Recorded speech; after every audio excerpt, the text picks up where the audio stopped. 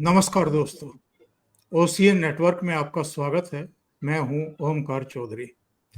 जिस समय हम बात कर रहे हैं, दो बड़े घटनाक्रम, एक सीसीएस की बैठक प्रधानमंत्री नरेंद्र मोदी की अध्यक्षता में, जिसमें रक्षा मंत्री हैं, गृह मंत्री हैं, वित्त मंत्री हैं, विदेश मंत्री हैं, प्रधानमंत्री के प्रधान सचिव भी हैं। इसके अलावा एनएसए अजित डोभाल साहब हैं। दूसरा घटनाक्रम, लेफ्टिनेंट गवर्नर मनोज सिन्हा ने जम्मू कश्मीर के चीफ सेक्रेटरी और डीजीपी दोनों को ये निर्देश दिए हैं कि किसी तरह का कोई रहम करने की जरूरत नहीं है। जो फुल स्ट्रेंथ है, पूरी जान लगा करके ये जितने भी स्लीपर सेल हैं, जितने भी आतंकवादी हैं और आतंकवादियों को पनाह देने वाले, संरक्षण देने वाले, इनको छिपाने वाले, इनको नेस्तनाबूद करना है, पूरी तरीके से इनको खत्म करना है। तो ये जो मनोज सिन्हा साहब ने निर्देश दिए हैं डीजीपी को और चीफ सेक्रेटरी को, निश्चित रूप से इंडिपेंडेंटली अपने स्तर पर तो बिल्कुल नहीं दिए होंगे, ऊपर से बिल्कुल दिशा निर्देश हैं और सेंटर का अब साफ रुख दिखाई दे रहा है।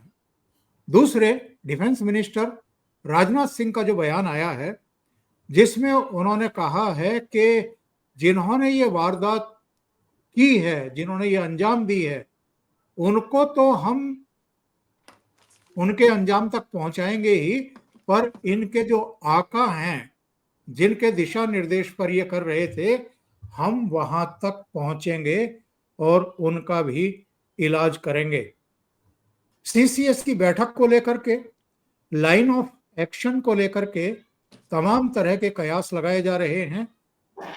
पहले भी जब उड़ी हुआ, पुलवामा हुआ या एक दो और इस तरह की वारदातें हुई, और तब भी सीसीएस की बैठक हुई।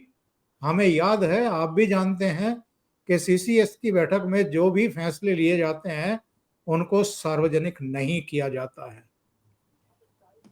कुछ एक्शन की जानकारी हो सकता है दे दी जाए, लेकिन अगर कोई मिलिट्री एक्शन होना है और जिसकी प्रबल संभावना इस समय है, उसकी जानकारी सार्वजनिक नहीं की जाएगी। मेरे साथ बहुत खास मेहमान जुड़ रहे हैं। ब्रिटेन से सीधे जुड़ रहे हैं अयूब मिर्जा साहब, अमजद अयूब मिर्जा साहब, और लेफ्टिनेंट जनरल AK सिवास साहब। दोनों को जोड़ करके चर्चा को हम आगे बढ़ाएंगे। दोनों का बहुत स्वागत है मेरे प्रोग्राम में। नमस्कार। नमस्कार। सबसे पहले मिर्जा साहब, आपके पास ही आता हूं। आपने एक मैसेज किया था जिसमें जानकारी दी थी कि इनके कहां कहां ट्रेनिंग सेंटर हैं, कहां कहां से ये ऑपरेट हो रहे हैं, इसकी पुख्ता जानकारी आपके पास है। तो मंच आपके पास है इस समय, और चैनल को जाहिर है हमारे जो सेना के लोग हैं वो भी देखते हैं, सरकार के लोग भी देखते हैं। उन तक ये इंफॉर्मेशन पहुंचना बहुत जरूरी है आज की तारीख में। जी बहुत शुक्रिया चौधरी साहब। बात यह है कि मैंने सिर्फ आपका मंच नहीं बल्कि मैंने कई दूसरे प्रोग्राम्स में, इंटरव्यूज में, अपने व्लॉग्स में कई दफ़ा जो है वो इन्फॉर्म किया है कहाँ कहाँ पे लॉन्च पैड हैं। और आपको शायद याद होगा कि जब शहजाद गाजी शहजाद ने जब G20 के ख़िलाफ़ ऐलान किया था कि G20 श्रीनगर में नहीं होने देंगे, तो उस वक्त उन्होंने ट्रेनिंग शुरू कर दी थी जंगल में, कश्मीर, ये POJK के जंगलों में। तो उस वक्त हमारे मेरी अपने लोग जो थे, मेरी और तंजीम के लोग, उन्होंने अपनी जान हथेली पे रख के उस कैंप में गए। वो वहाँ पे जाके उन्होंने वीडियो फुटेज भी बनाया, एक एक इंफॉर्मेशन दी। वो इंफॉर्मेशन और वीडियो फुटेज मैंने अपने व्लॉग में भी शेयर की और मैंने इंडियन न्यूज़ एजेंसीज के साथ भी शेयर की, जिसके नतीजे में वो एक्सपोज हो गया।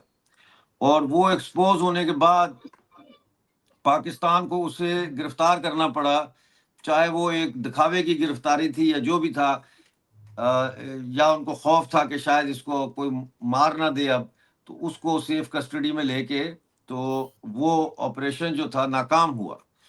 और उसकी नाकामी में मैं समझता हूँ कि भारत का जो इंटेलिजेंस एजेंसीज है उनका कोई किरदार अगर है तो उसके बारे में मुझे नहीं पता, लेकिन 100% उसमें जो है वो हमारी तरफ से जो इंटेलिजेंस हमने ब्रेक की थी और जो एक्सपोज कर दिया था उनके कैंप्स को और प्लान्स को, उसका एक कलीदी किरदार था। इसी तरह कुछ अर्सा पहले मैंने ये खबर भी ब्रेक की थी कि 600 एसएसजी के कमांडोज और जहादी जो है 50-50 की टोलियों में वो जम्मू कश्मीर में दाखिल हो गए। इसके ऊपर मेरा बड़ा तमस्खर उड़ाया गया, और बड़ा कहा गया कि 600 कैसे आ सकते हैं और ये है और वो है, और उसको संजीदा नहीं लिया गया।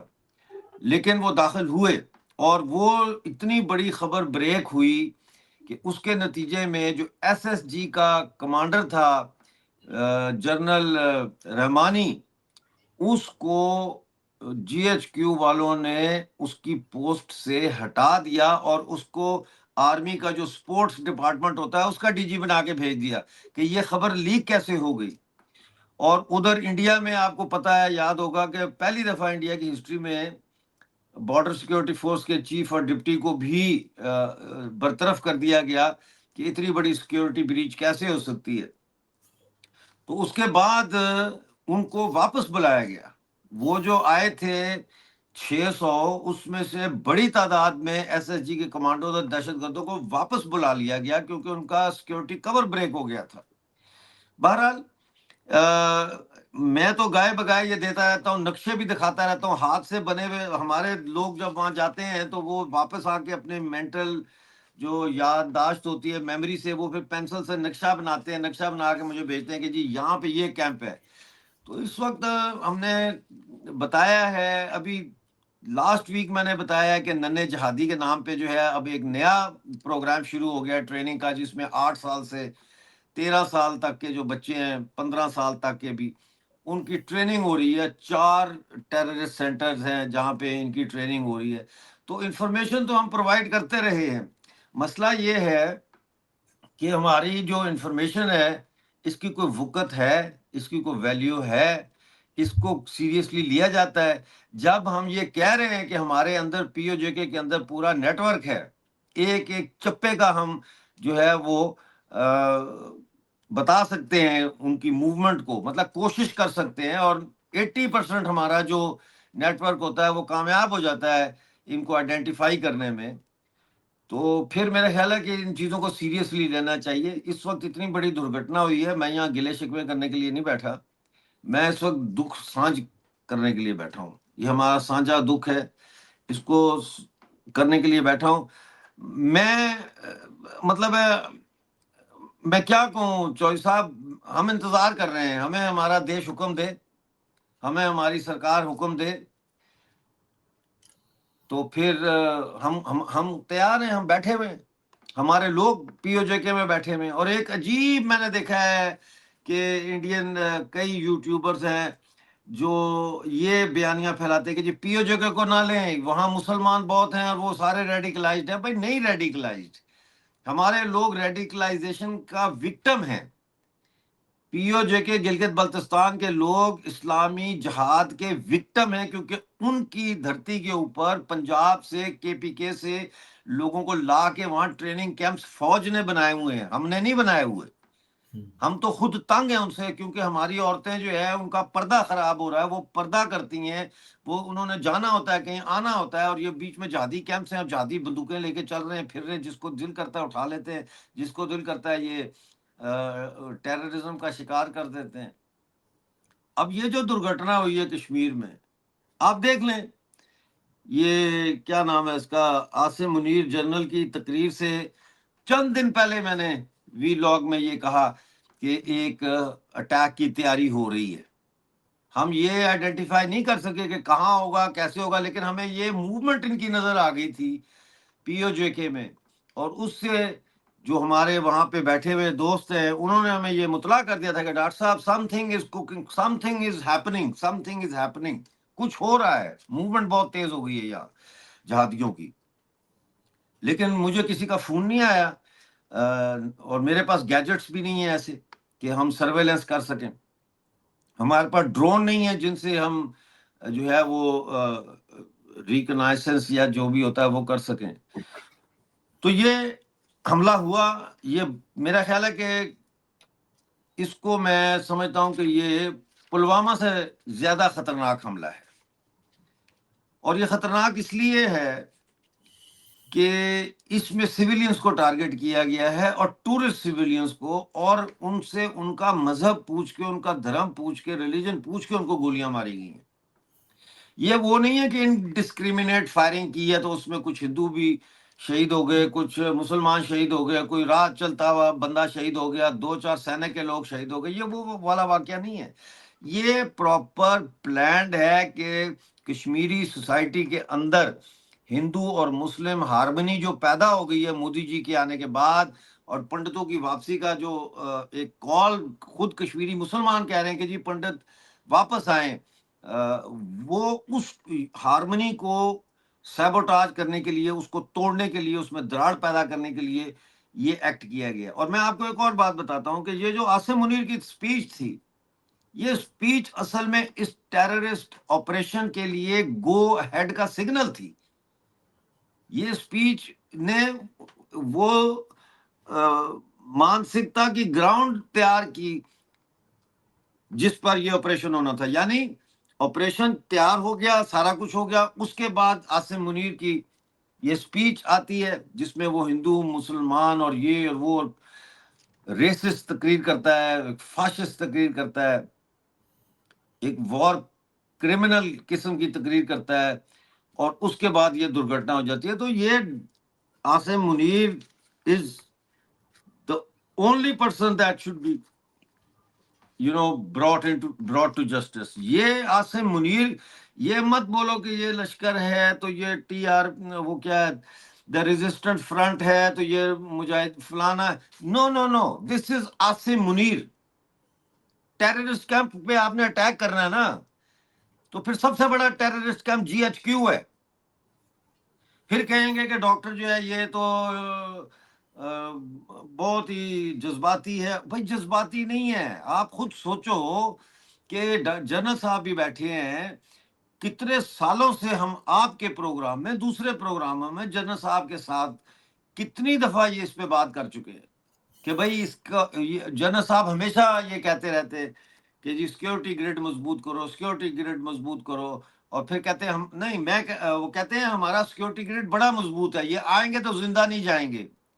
फिर जनरल साहब कहते हैं कि अगर कहीं एक मतलब 100 दफा ऐसे होता है कि जो हमला होता है उसको वक्त से पहले सिक्योरिटी फोर्सेस इंटेलिजेंस की बेस पे खत्म कर देते हैं, वो होता नहीं है, लेकिन वो रिपोर्ट नहीं होती कामयाबियां, एक नाकामी होती है तो वो सामने आ जाती है और वो सारा किए किराए पे पानी फेर देती है।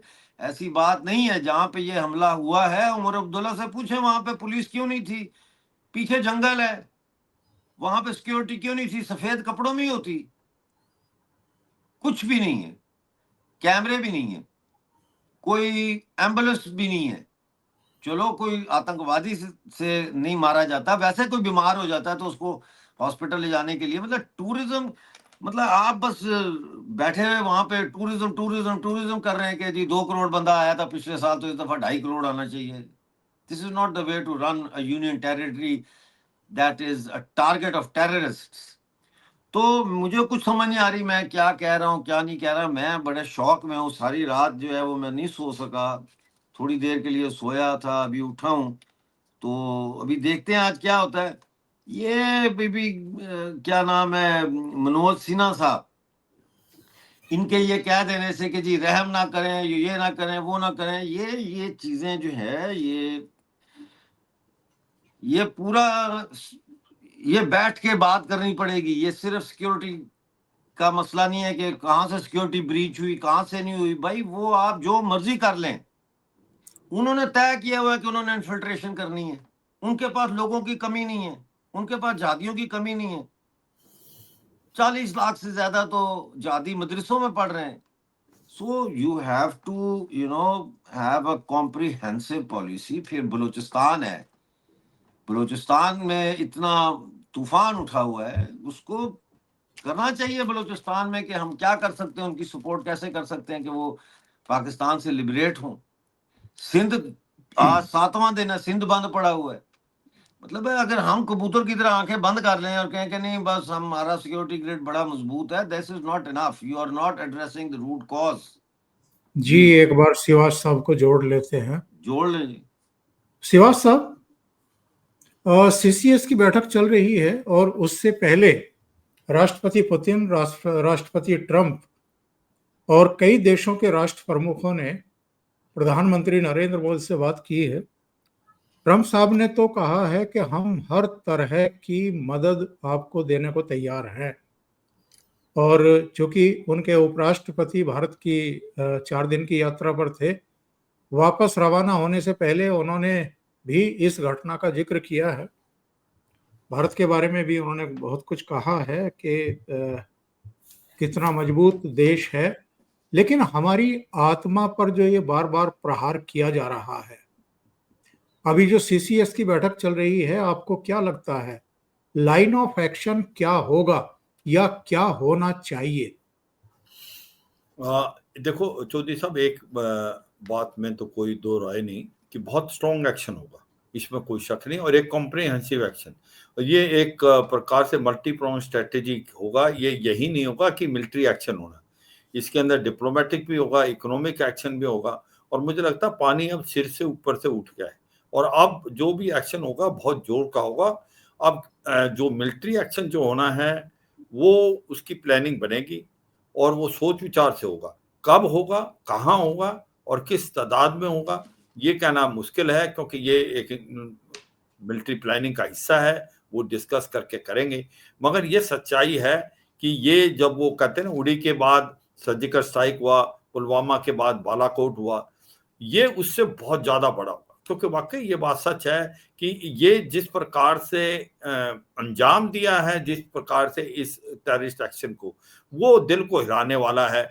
कि आपने उनके एक प्रकार से रिलीजन को पूछा गया है, कलमा पढ़ने को गया है, और जब ये कंफर्म हो गया है कि वो एक पर्टिकुलर रिलीजन के, तब उनको मारा गया है हिंदू करके। तो ये सच्चाई है कि ये पूरा देश इसके लिए बहुत आक्रोश में है, बहुत गुस्सा है लोगों को, और लोग चाहते हैं कि एक्शन हो। मगर जल्दबाजी में कोई चीज नहीं की जाएगी, क्योंकि आपको पता है पाकिस्तान भी तैयार है, उसको भी पता है कि कोई ना कोई आप एक्शन लेंगे। अब हम ये देखते हैं कि ये जो किया है, किसने किया है, क्यों किया है। देखो पाकिस्तान, इसमें तो कोई शक नहीं कि आप अपने अंदर कितना ही कुछ करते रहो, जब तक आप टैप को बंद नहीं करेंगे। आतंकवाद का स्रोत कहां पर है, आतंकवाद का सोर्स कहां है? आतंकवाद का सोर्स तो पाकिस्तान में है। जब तक उस सोर्स को बंद नहीं करेंगे, पानी आता रहेगा। और यही है टेररिज्म का। आप कितने ही काउंटर इन्फिल्ट्रेशन ग्रिड पक्की कर लें, कितना ही काउंटर टेररिज्म करें, आप मारेंगे फिर आ जाएंगे। काउंटर इन्फिल्ट्रेशन, जीरो इन्फिल्ट्रेशन करना तो एक प्रकार नामुमकिन है, इतना आसान नहीं होता। मगर यह सच्चाई है, अगर आपको पता है कि पाकिस्तान के लॉन्च पैड कहाँ, ट्रेनिंग एरिया कहाँ है, वो पुख्ता इंटेलिजेंस है। और जो मिर्जा साहब भी बता रहे थे, वो उनसे भी ले जा सकते, मगर हैं। अब उनको हिट करना तो करना ही चाहिए। मैं ये कहता हूं, पहले तो देखो, ये पाकिस्तान ने जो किया है, ये एक सोची समझी साजिश के तहत किया। और सिलेक्ट देखें उसने दो चीजें, प्लेस और टाइम। पहले हम देखते हैं टाइम क्या सिलेक्ट किया। टाइम उसने वो सिलेक्ट किया है कि जब vice president of US Bharat के अंदर है, जेडी वैंस। क्योंकि अगर अब एक्शन होता है तो ये एक खबर बनेगी, इंटरनेशनल न्यूज बनेगी कि भाई ऐसा हादसा हुआ। दूसरा, उन्हें प्लेस कैसे चूज की है, ये जो पहलगांव में जो चलाई 22 सरन में, कि ये पहलगांव से 5 किलोमीटर आगे है, ऐसा इलाका है जहां पर गाड़ी नहीं जा सकती, पौनी और पैदल ही जा सकते हैं। वहां टूरिस्ट बहुत ज्यादा जा रहे थे और उस इलाके में किया है, तो उसमें आपका रिस्पॉन्स भी थोड़ा धीरे होगा। दूसरी बात यह है कि पहलगांव एक टूरिस्ट का हब सेंटर है, टूरिस्ट यहाँ मैक्सिमम आते हैं। दूसरा, यहाँ से अमरनाथ यात्रा स्टार्ट होनी है 3 जुलाई से। अमरनाथ यात्रा 2 जगह से स्टार्ट होती है कश्मीर घाटी में, एक है सदर्न रूट, एक है नदर्न रूट। जो सदर्न रूट है वो पहलगांव के थ्रू है, वो 6 दिन लगते हैं, पर पॉपुलर बहुत ज्यादा, उसमें 70% लोग जाते हैं। और नॉर्दर्न रूट है बाल्टाल से, जो कि मुश्किल रूट है, उसमें ओनली 30% जाते हैं। तो अभी आप देखें, ये आतंकवादियों ने एक प्रकार से जो पाकिस्तान की ने जो हुक्म दिए हैं, ये एक सोची समझी साजिश के तहत हुआ है। इसकी रैकी की गई है, इसकी प्लानिंग बनाई गई है। और अब अगर आप देखें कि इसके अंदर आतंकवादी कौन थे, क्यों आतंकवादी जो हैं, सुनने में आया कि करीब करीब 5-6 हो सकते हैं, और उसमें से 99% जो है, एटलीस्ट 6 में से 5 हैं वो पाकिस्तानी हैं। उसकी वजह यह है कि तभी उन्होंने आज तक टूरिस्ट के ऊपर हिट नहीं किया था। जो अभी तक हिट किया है, आपको पता है सिविलियंस पे, जब पिछली बार बराक ओबामा आए थे तब भी हुआ था हमला, एक बार जब क्लिंटन आए थे चच्ची सिंहपुरा में हुआ था 2000 में। तो अब इन्होंने जानबूझ के जो टूरिस्ट को किया है। टूरिस्ट को हिट करने से क्या होगा, जो पूरी जम्मू एंड कश्मीर की जो है इकोनॉमी हिलेगी, क्योंकि जम्मू एंड कश्मीर की इकोनॉमी बहुत अच्छा कर रही थी, क्योंकि वहां 2-2.5 करोड़ के करीब टूरिस्ट पहुंच गए थे। यही दिखलाता है कि ये सारे कश्मीरी, इनमें कश्मीरी नहीं है, ये सारे पाकिस्तानी, उनको कोई लेना देना नहीं है, उनको कश्मीर के लोगों से नहीं, वो कश्मीर की लोगों की पेट पे लात मारी है। मगर ये सच्चाई है, ये सोची समझी साजिश के तहत किया है। और ये अभी जो ये आतंकवादी आ रहे हैं, ये मोबाइल यूज नहीं करते, ये सैटेलाइट फोन करते हैं, ये बॉडी कैमरा भी रखते हैं कि जो चीज हो रही है उसको रिकॉर्ड करके अपनी आतंकवादी की घटनाएं अपने जो दूसरे टेररिस्ट को दिखाना और वीडियो पास करना। तो ये सच्चाई है कि बहुत सोच समझ के किया है। अब पाकिस्तान ने क्यों किया है, देखो पाकिस्तान ने इसलिए किया है, पाकिस्तान के अंदरूनी हालात अच्छे नहीं। अभी बलूचिस्तान में बलूचिस्तान लिबरेशन आर्मी बहुत ज्यादा सक्रिय है, ऐसा लगता है बलूचिस्तान इनके हाथ से गया। तारीख तालिबान पाकिस्तान वो बहुत बोल्ड हो रहा है, खैबर पख्तूनख्वा में वो इनकी मार रहे हैं। ऊपर से अफगानिस्तान के साथ अच्छे रिलेशन नहीं है, तालिबान ने इनकी 4 पोस्टें कर रखी हैं। तो कहीं ना कहीं इनको लगता था कि बहुत प्रेशर है। पीओजे में भी लोग जैसे मिर्जा साहब बता रहे हैं कि वो लोग भारत में मिलना चाहते हैं। वो चक्का जाम शटर डाउन है, मुजफ्फराबाद, मीरपुर, जांगर, कोटली, ददनियाल, पाकिस्तान वाला पुंछ, वहां सब लोग खड़े। तो ऐसे में एक बड़ी सोची समझी साजिश है कि डाइवर्ट करो अटेंशन। और ये जो आसिम मुनीर ने बोला है, ये भी कोई ऐसे नहीं बोला, ये सोच समझ के बोला है कि 2 नेशन थ्योरी है, हिंदू और मुसलमान इकट्ठे नहीं रह सकते, वो बिल्कुल अलग है, उनका रिलीजन अलग है, उनकी सोच अलग है, उनके एम्बिशन अलग है, उनके एस्पिरेशंस अलग है। ये बात मुझे तो ऐसा लगता नहीं था कि एक प्रोफेशनल आर्मी के चीफ बोल रहे, ये तो ऐसा लगता है मौलवी बोल रहा है या कोई पॉलिटिशियन। बड़ी दुख की बात है। तो ये जो हुआ है, ये पाकिस्तान ने सोच समझ के किया है और इसकी प्लानिंग है। हाँ, अंदर जो हमारे लोग हैं जो भारत का नमक खाते हैं और उसी थाली में छेद करते हैं, जो ओवरग्राउंड वर्कर और स्लीपर सेल, जिसका आपने अभी जिक्र किया था कि बहुत ज्यादा एक प्रकार से डायरेक्शन दे दी गई हैं। ये ओजीडब्ल्यू और स्लीपर सेल जिन्होंने इन आतंकवादियों की मदद की, इनको आइडेंटिफाई करना, उन पे एक्शन। आप कहेंगे ये कोई बात तो नहीं है, नहीं, ये तो पहले भी हो सकता, पहले हुआ है, मगर अब आर पार का है। अब ये किसी हद तक जाएगी भारत की गवर्नमेंट, क्योंकि वो कहते हैं ना कि जब तक जो मछली है बिना पानी नहीं रह सकती, आतंकवादी बिना लोकल सपोर्ट के नहीं रह सकते। ये लोकल सपोर्ट है, ओजीडब्ल्यू स्लीपर सेल ने इनको मदद दी है, तो उनको आइडेंटिफाई करना, उनको न्यूट्रलाइज करना जरूरी है। मगर अब जो डायरेक्शन दिए हैं, मुझे लगता नहीं कि उसको कोई रोक पाएगा, क्योंकि अब लगता है कि बहुत सख्त एक्शन होंगे। अब बात आती है कि भारत की गवर्नमेंट क्या एक्शन लेगी। देखो, इसमें कोई शक नहीं, ऐसा कोई एक्शन लिया जाएगा जो कि पाकिस्तान को हिला देगा। ये मैं मानता हूं कॉम्प्रिहेंसिव होगा, इसमें इकोनॉमिक भी और डिप्लोमेटिक और मिलिट्री एक्शन। कब, कहां होगा, कैसे होगा, ये प्लान होगा, बहुत सोच समझ के होगा, जल्दबाजी से कोई काम नहीं होगा। सारी कंटिजेंसी प्लानिंग की जाएगी कि हम ये करेंगे तो पाकिस्तान क्या कर सकता है, हमने क्या करना है, ये सब चीजें सोच समझ के होंगी। मगर मोदी गवर्नमेंट इसको हल्के में नहीं लेगी। पूरे देश के अंदर बहुत बड़ा आक्रोश है, पानी सिर से ऊपर चला गया है, अब बहुत बड़ा एक्शन होगा, ये मुझे लगता है। चौधरी साहब, अभी एक टिप्पणी जरा मिर्जा साहब की ले लेते हैं, 5 मिनट बाद वो लीव कर जाएंगे।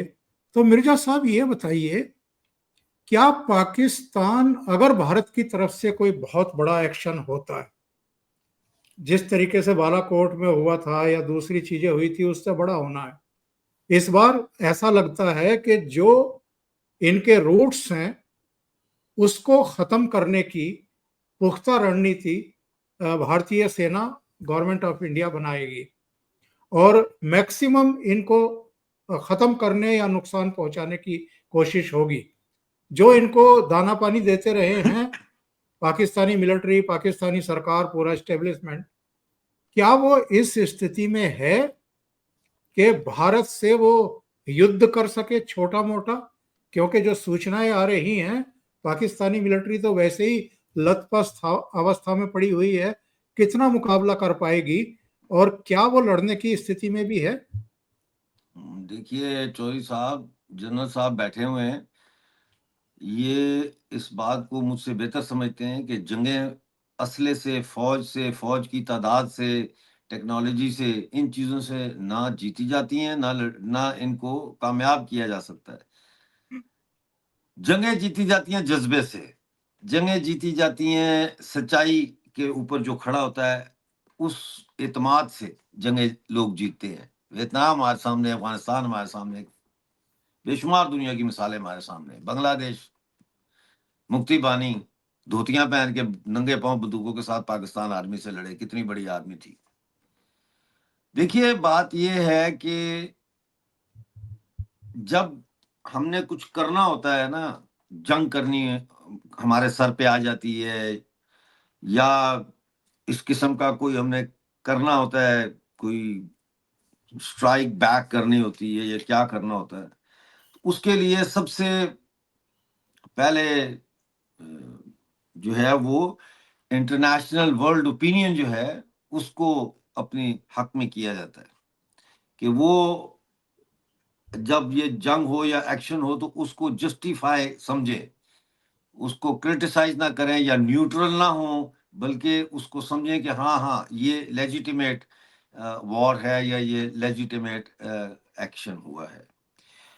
और उसके लिए इंडिया के हाई कमीशंस और इंडियन एम्बेसीज जो है जहाँ जिस जिस कंट्री में भी हैं, उनको अब एक्शन में आना चाहिए in coordination with ministry of external affairs, और उनको वहाँ सेमिनार करने चाहिए उन कंट्रीज के अंदर जहाँ लोगों को ब्रीफ करें, 1947 से लेकर अब तक जो है ब्रीफ करें और उस हिस्टोरिकल कॉन्टेक्स्ट में ब्रीफ करें कि किस तरह से ये खिता जो है जब अंग्रेज यहाँ से गया तो किस तरह इसकी तकसीम हुई और क्यों हुई और वगैरह वगैरह।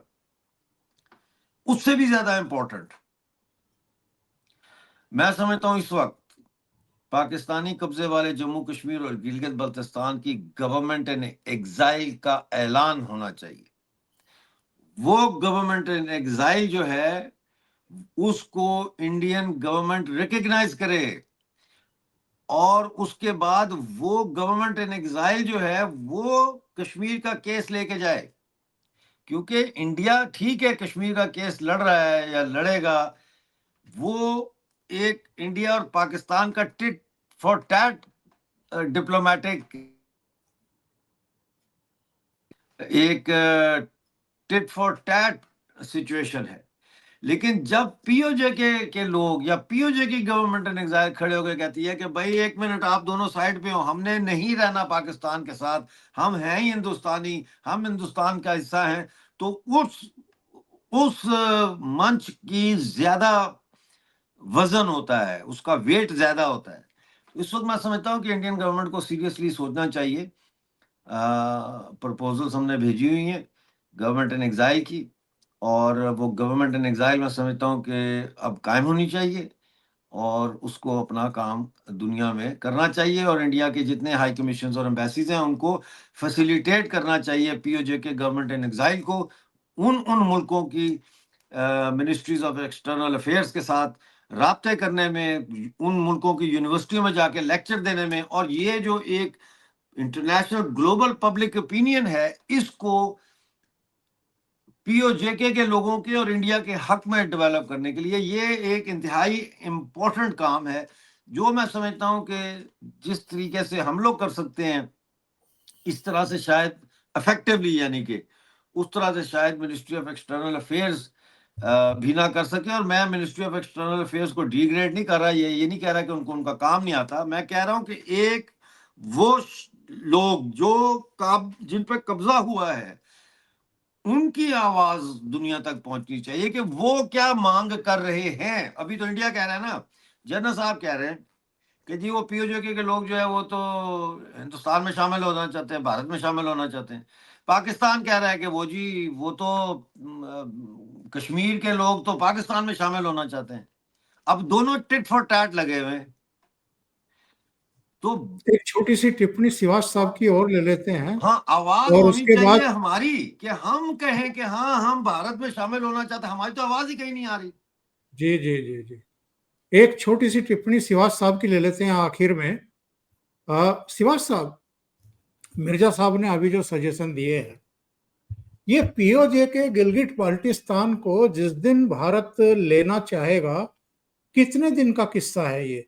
दूसरी बात ये है कि रूस के राष्ट्रपति, अमेरिका के राष्ट्रपति और सऊदी अरब के किंग, इन सब के तो सकारात्मक बयान आ ही गए हैं, सपोर्ट आ ही गया है इस मुद्दे पर जो अभी अटैक हुआ है। तो और बाकी पूरी दुनिया भी अब अवगत है, यहाँ तक के 57 देशों का जो ये संगठन है मुस्लिम देशों का, उसमें भी मोस्टली जानते हैं कि कश्मीर एक्चुअल में तो भारत का ही है, ये पाकिस्तान बिना मतलब का पंगा कर रहा है। तो मैं आपसे ये जानना चाहता हूं कि अगर भारत एक बड़ा ऑपरेशन इन तीनों पार्ट्स को लेने के बारे में शुरू करे तो कितने दिन का किस्सा है ये? देखो, पहले तो चौधरी साहब ये देखना कि क्या भारत इसको लेना चाहता है। इसमें बहुत बदलाव हुआ है। अब भारत की गवर्नमेंट ने आप देखें कई बार इस चीज को दोहराया। पहले 1994 में रेजोल्यूशन पास हुआ था कि पूरा पीओजे के भारत का हिस्सा 26 सीटें छोड़ी जाती, इसके अलावा ज्यादा बात नहीं होती थी। मगर अभी आप देखें जिस प्रकार से हमारे होम मिनिस्टर ने भी बोला है पार्लियामेंट में कि हम इसके लिए जान दे देंगे। हमारे जो डिफेंस मिनिस्टर राजनाथ साहब ने बोला ये भारत का अटूट अंग है, ये भारत में मिलेगा। और मुझे लगता है इसकी कंटीजेंसी भी प्लानिंग कर चुके हैं। ये जब भी भारत की गवर्नमेंट बोलेगी भारत की डिफेंस फोर्सेस को, मुझे लगता नहीं इसमें ज्यादा टाइम लगेगा और इसको हम कर सकते हैं। तो अब उसको मद्देनजर रखते हुए मैं यही कहना चाहूंगा कि आने वाले समय में ये भारत का हिस्सा बनेगा और वो समय ज्यादा दूर नहीं है। जिस प्रकार से सिचुएशन अब अनफोल्ड हो रही है और भारत की काबिलियत तो क्षमता है, भारत जब हुक्म दे दिया जाएगा भारत की गवर्नमेंट की तरफ से हम कर सकते हैं और जल्दी ही इसको कर लेंगे। चौधरी साहब, बहुत बहुत धन्यवाद डॉक्टर अमजद अयूब मिर्जा, आपने बहुत व्यस्त समय में से टाइम निकाला ओशियन नेटवर्क के लिए।